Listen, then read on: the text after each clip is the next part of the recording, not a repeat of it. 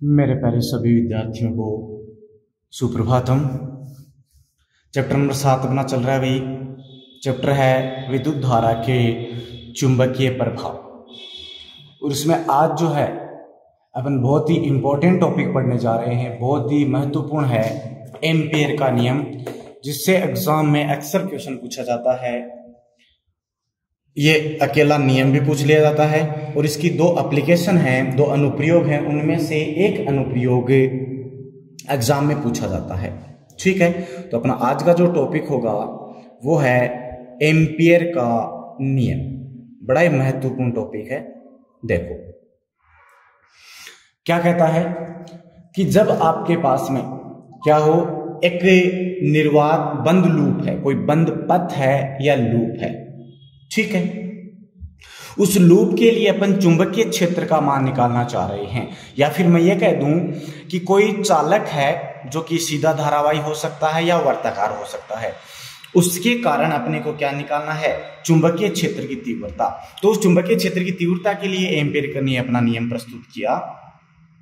तो ये अपन पहले ही पढ़ चुके कि जब कोई धारावाही चालक तार में धारा प्रवाहित होती है तो उसके चारों ओर चुंबकीय क्षेत्र उत्पन्न होता है, और वो चुंबकीय क्षेत्र वर्ताकार या सकेंद्रीय वर्तों के रूप में होता है। ठीक है, तो वहां पर एक अपन बंद वर्त या बंद लूप की कल्पना करते हैं। ठीक है, तो नियम क्या है, नियम सुनिए। नियम कहता है कि निर्वात या वायु में किसी बंद पथ के अनुदिश, तो क्या है कि बंद पथ के अनुदिश उसकी दिशा में या उसकी समांतर या प्रतिसमांतर हो सकता है, चुंबकीय क्षेत्र होगा। उस चुंबकीय क्षेत्र का रेखा समाकल, जैसे कि ये बंद पथ मैंने मान लिया, तो इस बंद पथ का रेखा समाकल कितना होगा, उसी के लिए दिया कि रेखा समाकलन इस बंद पथ में से गुजरने वाली धाराओं, कितनी धाराएं इसमें से गुजर रही हैं, उन सभी धाराओं का बीजगणितीय योग तथा निर्वात की चुंबकनशीलता, चुंबकनशीलता को अपन निर्वात म्यू से करते हैं, निर्वात के तो म्यू नोट के गुणनफल के तुल्य होता है। एक बार फिर से रिपीट कर रहा हूं कि निर्वात या वायु में किसी बंद पथ के अनुदिश चुंबकीय क्षेत्र का रेखा समाकलन उस बंद पथ में से गुजरने वाली धाराओं का बीजगणितीय योग, मीन्स ये धाराएं हैं, इनका बीजगणितीय योग तथा निर्वात की चुंबकनशीलता के गुणनफल के तुल्य होता है। तो गणितीय रूप में लिखा जाएगा, चुंबकीय क्षेत्र का रेखा समाकलन हो गया B vector dot DL vector. बंद पथ था, बंद लूप था, तो close surface integral B vector dot DL vector किसके तुल्य होगा, mu naught into summation n के गुणनफल के। यह तो इसका गणितीय रूप है, और अभी लैंग्वेज में मैंने बताया है, काफी इंपॉर्टेंट है, 1 नंबर के क्वेश्चन के लिए पूछा जाता है। फिर से रिपीट कर दूं, निर्वात या वायु में किसी बंद पथ के अनुदिश चुंबकीय क्षेत्र का रेखा समाकल उस बंद पथ में से गुजरने वाली सभी धाराओं के बीजगणितीय योग व निर्वात की चुंबकनशीलता के गुणनफल के तुल्य होता है, बराबर होता है। ठीक है, अब इसके अनुप्रयोग हैं, 2 अनुप्रयोग हैं, दोनों ही काफी महत्वपूर्ण हैं। जिसमें से पहला जो अनुप्रयोग है वो है अनंत लंबाई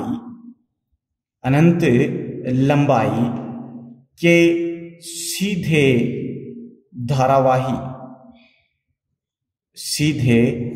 धारावाही चालक तार के कारण चुंबकीय क्षेत्र, ये एम्पियर के नियम से ज्ञात करना है अपने को। किसके नियम से, एम्पियर के नियम से। ये बायो-सावर्त के नियम से भी अपने ज्ञात किया था स्टार्टिंग में चैप्टर के, लेकिन क्वेश्चन एग्जाम में ये आएगा कि एम्पियर के नियम की सहायता से अनंत लंबाई के सीधे धारावाही चालक तार के कारण चुंबकीय क्षेत्र का व्यंजक व्युत्पन्न करो। तो आपको एम्पियर का नियम यूज करना है। ठीक है, अब इसके लिए अपन क्या करें, अनंत लंबाई का है तार, तो एक तार मान लिया, ये तार है, इसकी लंबाई अनंत है, ये इधर भी अनंत तक जा रहा है, इधर भी अनंत तक जा रहा है। ठीक है, इसको नाम दे दिया, इस एक भाग को मान लिया अपन ने, इस भाग का नाम है AB, और इस AB भाग में से प्रवाहित होने वाली धारा कितनी है, I है। क्लियर है, ये अपने को पता है कि ओरस्टेड ने बताया इसके चारों ओर क्या होगा, चुंबकीय क्षेत्र उत्पन्न होगा, और वो अपन ने पहले पढ़ चुके कि सेकेंडरी वर्तों के रूप में होता है। ठीक है, अब इस तार के कारण जो चुंबकीय क्षेत्र उत्पन्न होगा, तो इससे लंबवत दूरी P पर, यहां पे लंबवत दूरी मैंने मान ली लंबवत दूरी R पर कोई बिंदु P स्थित है, और इस P बिंदु पर अपने को क्या निकालना है, चुंबकीय क्षेत्र निकालना है। तो उसके लिए जो सेकेंडरी वर्त थे उनमें से एक वर्ताकार बंद पथ की कल्पना करता हूं जिसकी त्रिज्या r है, अर्थात मैं ये कह सकता हूं कि वो बिंदु P से गुजरता है। तो एक वर्ताकार बंद पथ की कल्पना करेंगे जो कि बिंदु P से गुजरेगा भाई। तो यहां पे बिंदु P आपको करना है, क्लियर है। तो इस बिंदु P से गुजरेगा। तो इस स्थिति में एम्पियर के नियमानुसार बिंदु P पर चुंबकीय क्षेत्र की तीव्रता, वही समीकरण अपनी क्या बनेगी, close line integral B vector dot dl vector is equals to mu naught summation i। क्या बनेगा, म्यू नॉट समेशन i। अब देखो जब डॉट प्रोडक्ट हटाते हो तो क्या आता है, जब डॉट हटाएंगे तो उस कंडीशन में आपके पास में आएगा कोस थीटा, क्रॉस हटाते हैं तो साइन, डॉट में कोस। तो क्या बनेगा, close integral B dl cos theta is equals to mu naught summation i। अब थीटा क्या है, थीटा है B वेक्टर और dl वेक्टर के बीच का कोण। अब dl वेक्टर क्या है, जो अपने वर्ताकार लूप लिया है, बंद पथ लिया है, बंद लूप लिया है, उसका एक अल्पांश है। तो बिंदु P पर मैंने एक अल्पांश मान लिया, ये dl, ठीक है। इस dl की दिशा कैसे होगी, dl की दिशा होगी इस पर खींची गई स्पर्श रेखा की दिशा में। तो 3D में देखूं तो ये ऐसे था भाई, ये आपके पास में क्या है, तार है। तो इस तार के चारों ओर ये क्या होगा, पूरा बंद वर्ताकार लूप। तो इसमें एक टुकड़ा ले लिया अपन ने dl, तो उस पर खींची गई स्पर्श रेखा किसको व्यक्त करेगी, इस dl की डायरेक्शन को, ये dl वेक्टर की डायरेक्शन। अब b वेक्टर की डायरेक्शन, बी वेक्टर की डायरेक्शन दाएं हाथ के अंगूठे नियम से निकाल लें। क्या होगी, जैसे तार में धारा ऊपर की तरफ प्रवाहित हो रही है तो दाएं हाथ में इसको इस प्रकार से पकड़ें, देन उस कंडीशन में अंगूठे की दिशा धारा की दिशा में हो तो मुड़ी हुई अंगुलियां चुंबकीय क्षेत्र की दिशा को व्यक्त करेंगी। तो इस पॉइंट पर अंगुलियां इधर की तरफ मुड़ रही हैं तो इसी दिशा में क्या हो जाएगा, बी वेक्टर। तो यहां से देख सकते हैं कि चुंबकीय क्षेत्र की दिशा बिंदु P पर है, क्या है, चुंबकीय क्षेत्र की दिशा इस बिंदु P पर dl वेक्टर की दिशा में है या इसके अनुदिश है, ठीक है। तो इस कंडीशन में दोनों एक ही दिशा में, तो थीटा बराबर कितना, 0 डिग्री, और कोस 0 अपने को पता है कितना होता है भाई, 1 होता है, ठीक है। नेक्स्ट है समेशन i। समेशन i क्या होता है, समेशन i होता है उस बंद लूप में से प्रवाहित होने वाली कुल धारा। तो यहां बंद लूप में से केवल और केवल कितनी धारा प्रवाहित हो रही है, I मान की धारा प्रवाहित हो रही है। तो समेशन I बराबर क्या हो जाएगा, I हो जाएगा, क्लियर है। दोनों मान यहां रखेंगे तो close integral B dl is equals to mu naught I।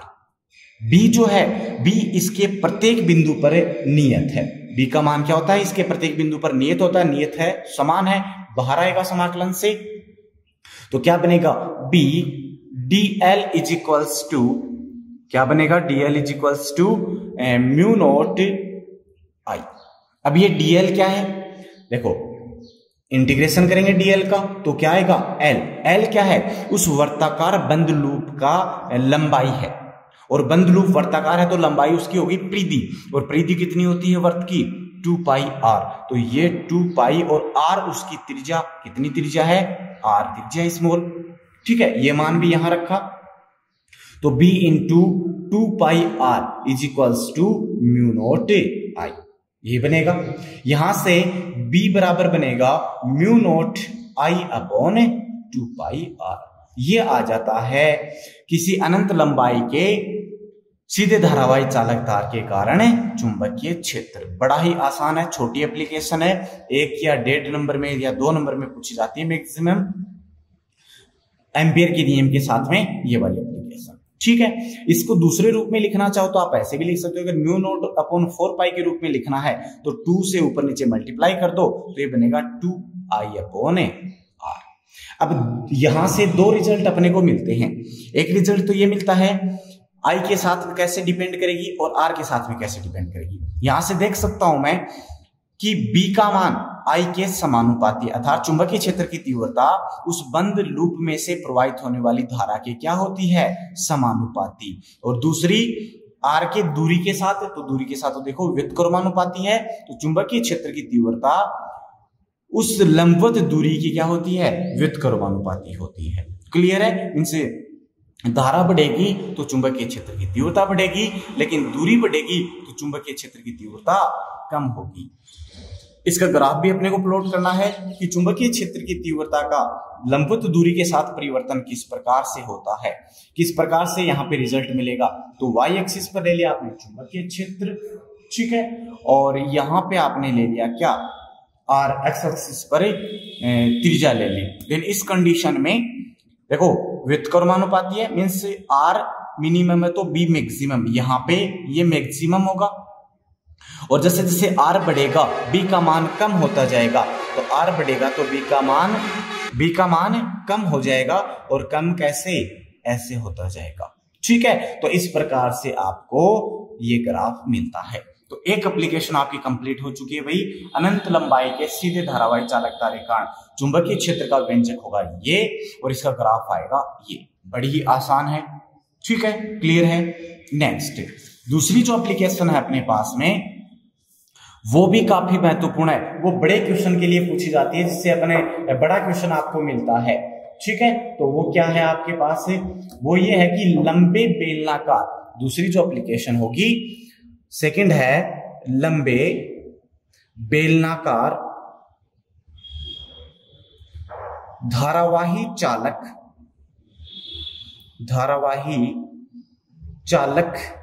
के कारण चुंबकीय क्षेत्र, मीन्स अब की बार आपके पास में एक लंबा जो धारावाही बेलनाकार है, ना कि एक तार है, ठीक है। तो दूसरी एप्लीकेशन में अपने क्या करना है, एक बेलनाकार चालक लेना है, इसके लिए कितना चुंबकीय क्षेत्र होगा, ठीक है। तो वैसे अपन कंसीडर करके चलेंगे कि अपने पास एक बेलनाकार चालक है, मैंने यहाँ पे एक बेलनाकार चालक बनाया है, देखो ये एक बेलनाकार चालक है, और जिसकी त्रिज्या है वो त्रिज्या मैंने कैपिटल आर मानी है।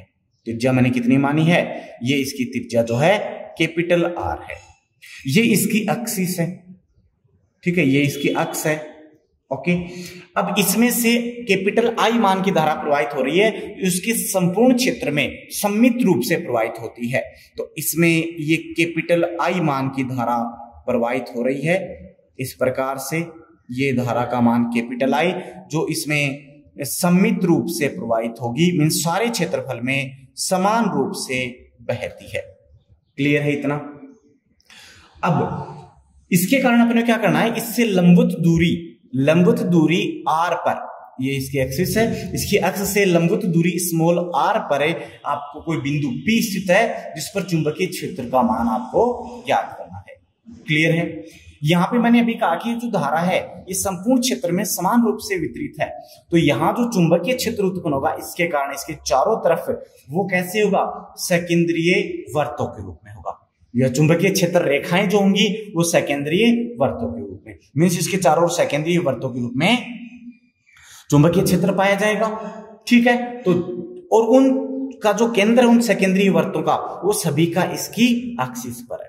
तो वो जो बिंदु P है उसकी अलग अलग स्थितियां हो सकती हैं, या तो बिंदु P इसके बाहर स्थित हो, या बिंदु P इसके सतह पर स्थित हो, या बिंदु P चालक के अंदर स्थित हो, या बिंदु P इसकी अक्ष पर ही स्थित हो। 4 कंडीशन हो सकती हैं। तो इसमें पहली कंडीशन अपन लेकर चल रहे हैं कि जब बिंदु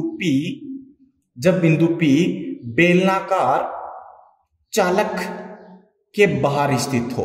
यहां से क्वेश्चन जब एग्जाम में आता है तो केवल इतना भी आ सकता है, एक कंडीशन भी इसमें पूछ सकता है कि बाहर स्थित हो तो चुंबकीय क्षेत्र का व्यंजक व्युत्पन्न करो, ठीक है। बाहर स्थित होगा तो उस कंडीशन में ये देखो स्मॉल आर है, ये बाहर होगा तो यहां पे मान लिया आपने, तो स्मॉल आर का मान जो है बिंदु P का वो कैपिटल आर से क्या होगा, बड़ा होगा, तो small R greater than capital R. Clear है। तो इसमें अपन प्रत्येक बार क्या करते हैं, एक बंद पथ की कल्पना करते हैं। वो बंद पथ हमेशा जिस बिंदु पर आप चुंबकीय क्षेत्र ज्ञात कर रहे हो उस बिंदु से गुजरना चाहिए, ठीक है। तो यहां पे अपन स्मॉल आर त्रिज्या के एक बंद पथ की कल्पना करते हैं। ये एक बंद पथ मैंने मान लिया, ये देखो ये बंद पथ अपने कंसीडर कर लिया जो कि बिंदु P से गुजर गया। अब इस बंद पथ के यहां पर एक मैंने मान लिया dl लंबाई का अल्पांश है, तो उस अल्पांश की अपने पास में क्या होगी, डायरेक्शन क्या होगी, वो उस पर खींची गई स्पर्श रेखा की दिशा में होगी। साथ ही यहाँ चुंबकीय क्षेत्र की दिशा पुनः इस ये बेलन ही है मान लो, तो इस बेलन के चारों ओर इसकी दिशा में अंगूठा हो तो मुड़ी हुई अंगुलियां चुंबकीय क्षेत्र की दिशा को व्यक्त करेंगे, तो पुनः वही दिशा आ जाएगी किसकी, चुंबकीय क्षेत्र की। तो यहां भी क्या होगा, थीटा का मान 0 होगा। चुंबकीय क्षेत्र की दिशा और अल्पांश की दिशा के मध्य बना कोण भी कितना होगा, 0 होगा। ठीक है, तो बिंदु P पर चुंबकीय क्षेत्र कहां से, एम्पियर के नियम से क्या बनेगा, B vector dot dl vector. कौन सा पॉइंट है, आउटर पॉइंट है, तो क्लोज इंटीग्रल बराबर म्यू नॉट समेशन है I। ठीक है, यहां से B dl डॉट हटाया तो cos theta is equals to mu naught summation I। Theta का मान अभी मैंने बताया 0 और cos 0 कितना होता है 1, और समेशन I है उस बंद लूप से प्रवाहित होने वाली धारा, निर्गत होने वाली धारा। तो यहां इससे निर्गत होने वाली धारा वही है जो कि इस पूरे बेलन से गुजर रही है, और बेलन से कितनी गुजर रही है I, तो ये कितनी हो जाएगी, I हो जाएगी। क्लियर है, सारे मान रखें तो close integral B dl is equals to mu naught I। B का मान प्रत्येक बिंदु पर नियत है समाकलन से बाहर, तो क्लोज इंटीग्रल dl बराबर है म्यू नॉट I। यहां से dl का मान कितना, चूंकि dl होगा l है उस वर्ताकार लूप, उस वर्ताकार बंद पथ बंद लूप की लंबाई, वो होगी उसकी परिधि, और परिधि कितनी होती है भाई वर्त की, 2 पाई r कितनी होती है। अभी यहाँ पे r का ध्यान रखना आप, बंद लूप है तो इसकी त्रिज्या स्मॉल r है, तो स्मॉल r होगी। ठीक है, यहां से मान रखा तो b into 2 pi r is equals to mu naught I। तो यहां से b आउट बराबर क्या मिलेगा, mu naught I upon 2 pi r। तो बाह्य बिंदु पर जो चुंबकीय क्षेत्र है वो आपको ये मिलता है mu naught I upon 2 pi r, समीकरण नंबर 1। तो दूरी के साथ कैसे निर्भर कर रहा है, दूरी के साथ में b आउट है वो क्या होता है, व्युत्क्रमानुपाती, अर्थात r का मान बढ़ेगा तो b का मान कम होगा, और r का मान घटेगा तो b का मान बढ़ेगा। ठीक है, अब दूसरा बिंदु अपन क्या लें कि जब बिंदु P चालक की सतह पर स्थित हो, कहां पे स्थित हो, चालक की सतह पर स्थित हो, और सतह पे होगा तो स्मॉल r बराबर कैपिटल R। देखो अगर यहां आ जाता है तो बंद लूप यहीं से गुजरेगा, तो स्मॉल r के बराबर क्या होगी, कैपिटल R होगी।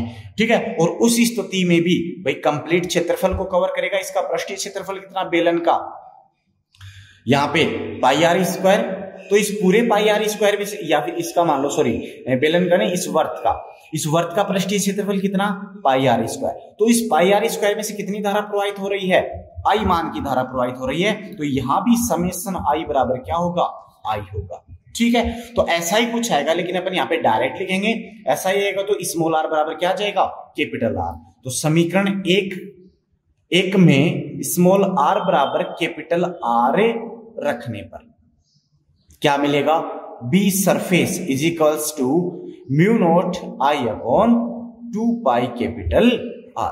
ये रिजल्ट आपको मिलता है, और ये मान आपके पास में क्या होगा, इसका मान नियत है यहाँ पे सरफेस पे। क्लियर है, नेक्स्ट अपने पास में आता है तीसरा पॉइंट, जब वो आंतरिक भाग में हो बिंदु P, तो क्या होगा नेक्स्ट, जब बिंदु P चालक के अंदर स्थित हो, आंतरिक भाग में स्थित हो, तो उस कंडीशन में क्या होगा, जब अंदर स्थित होगा तो देखो पुनः मैं एक बेलन की रचना करता हूं।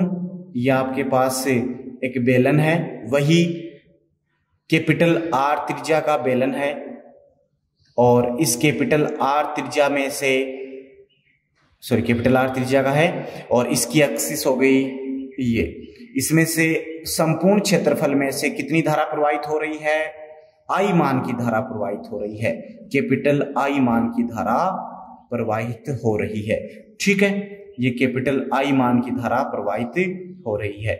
ओके, अब इसके आंतरिक भाग में स्मॉल r दूरी पर इसके अक्ष से कोई बिंदु क्या है, P स्थित है। तो इस बिंदु P पर चुंबकीय क्षेत्र के लिए अपन क्या करें, यहां पर भी एक वर्ताकार बंद पथ की कल्पना करते हैं। ये वर्ताकार बंद पथ की कल्पना कर दी, जो कि बिंदु P से गुजरता है और उसकी त्रिज्या कितनी है, स्मॉल r है।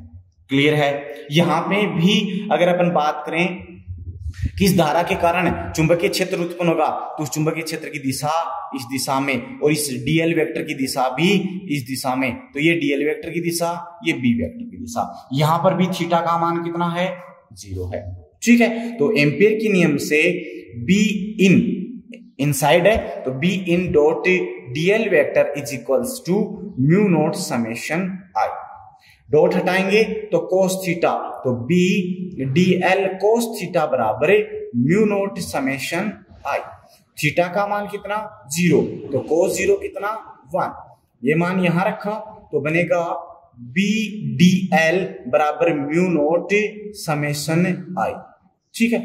अब देखो यहां पे समेशन आई का मान चाहिए अपने को। समेशन आई क्या होती है भाई, उस बंद वर्ताकार लूप में से गुजरने वाली धारा। लेकिन यहां पे अपने को आई पता है, लेकिन आई तो पूरे क्षेत्रफल में से गुजर रही है, पूरे बेलन में से गुजर रही है समित रूप से, ना कि इसमें से।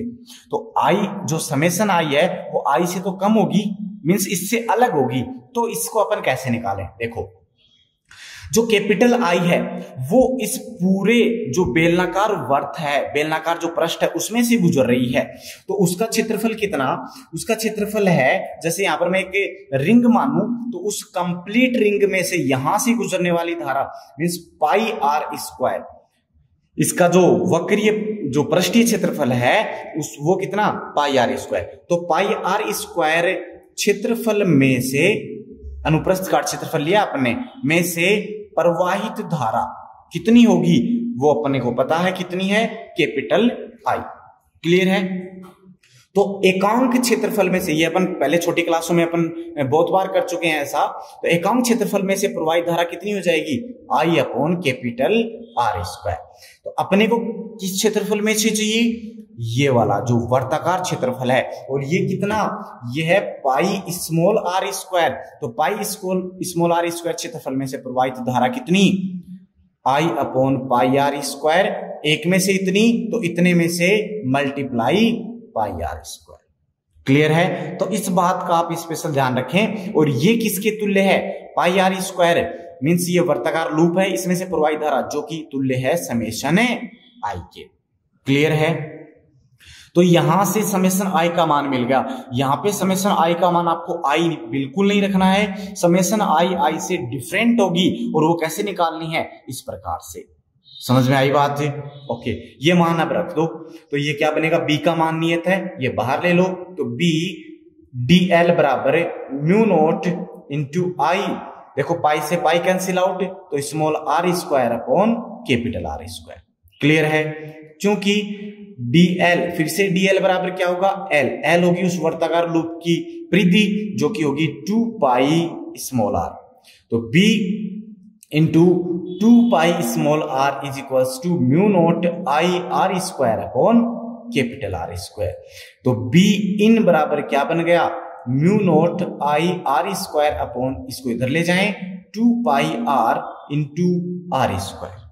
एक आर से एक आर कैंसिल आउट हो गया, तो क्या बचेगा, तो बी इन बचेगा mu naught I into R upon में 2 पाई कैपिटल आर स्क्वायर।